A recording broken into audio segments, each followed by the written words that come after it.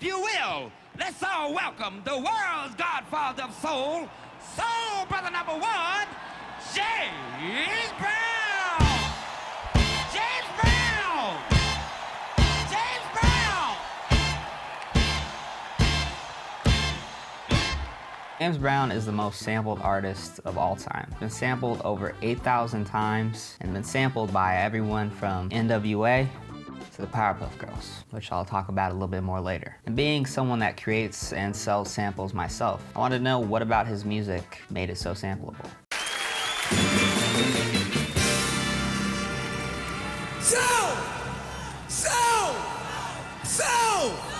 So the first thing I thought was, maybe it's just his influence. James Brown is considered the godfather of soul, credited by many people as the inventor of funk music, and he was known as just an amazing performer. He influenced people like Mick Jagger from the Rolling Stones, who said he took all of his dance moves from James Brown. Dr. Dre cited him as a big influence and sampled him multiple times. And here's what the King of Pop had to say about James Brown.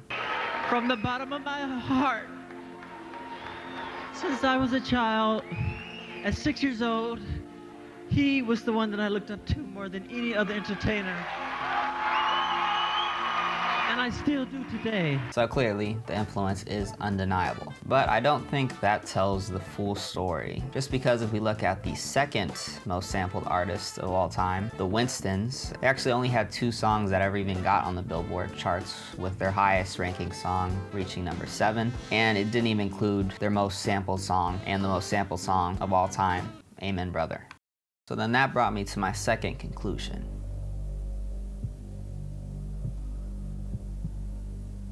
There's something about his music that made it very sampleable. I know, it's a shocker. But actually though, what made it able to be sampled 8,000 plus times? And so what I did to kind of figure this out was, I looked at his top 3 most sampled songs of all time. And honestly, what I found is probably going to change how you see sampling forever. Also, feel free to drop a little thumbs up. And subscribe while you're here. So the first song I looked at was his 3rd most sampled song. It was sampled 416 times. It's the 23rd most sampled song of all time. And this song is called the Payback.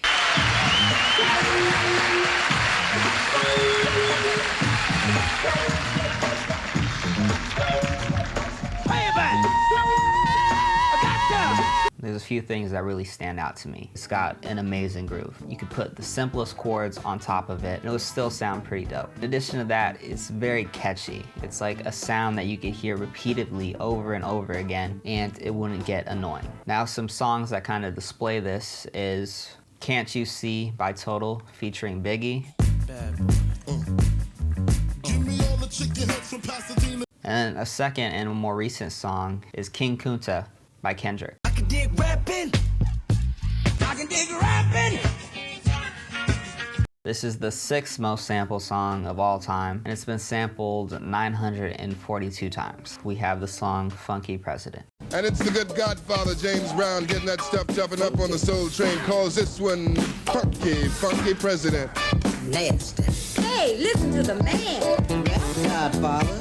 Payback. Cold-blooded. For this one, I actually want to play some of the songs that have sampled it and see if you can actually figure out what part was sampled. So listen closely. 3005 by Childish Gambino. No matter what you say, what you do. Click by Kanye West. From the bank accounts, I'm feeling what I'm feeling. Nah, man, ain't got it. And Runaway by Kanye. But I'm not too good at that. Hey!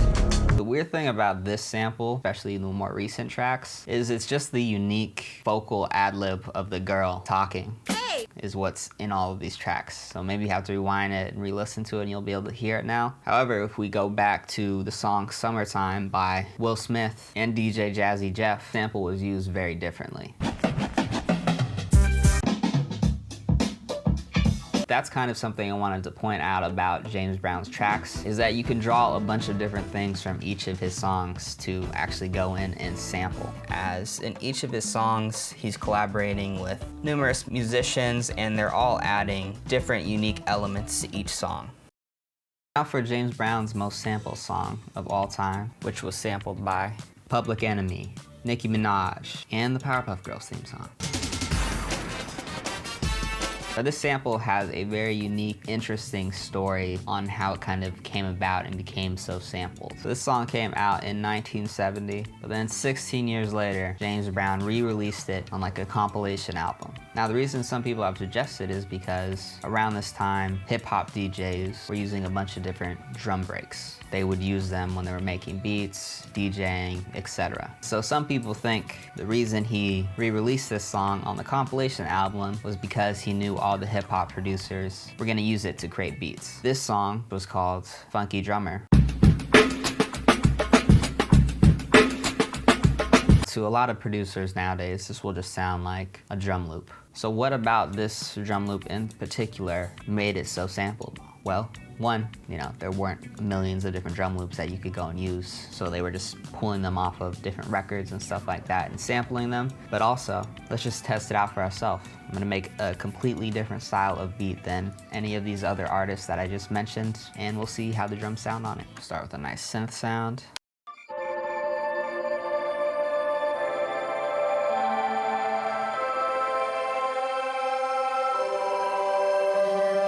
Layer with another synth.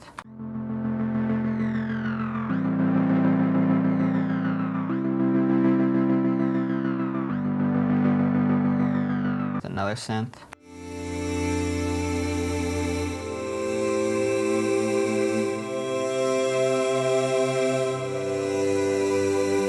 Nice little bass.